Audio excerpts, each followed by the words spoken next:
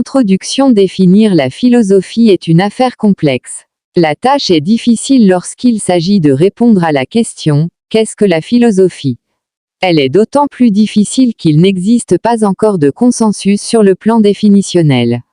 Chaque philosophe dit ce qu'il entend par philosophie en donnant sa propre définition. Leurs points de vue se confrontent les uns contre les autres, si bien qu'il ne peut pas y avoir de définition unanime. Chez Socrate, par exemple, la philosophie ne consiste pas tant à connaître beaucoup de choses qu'à être tempérant, vertueux ou juste dans sa conduite, apologie de Socrate, tandis qu'Aristote y voit la connaissance dans la totalité des choses dans la mesure du possible, métaphysique.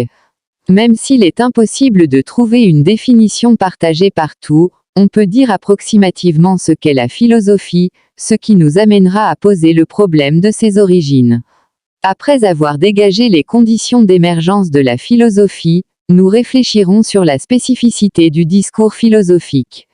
Il s'agira de comparer la philosophie avec les autres modes de connaissance que sont le mythe, la religion et la science. Pour terminer, nous ferons l'histoire de la philosophie en évoquant quelques figures emblématiques et des courants philosophiques qui ont marqué l'histoire de cette discipline.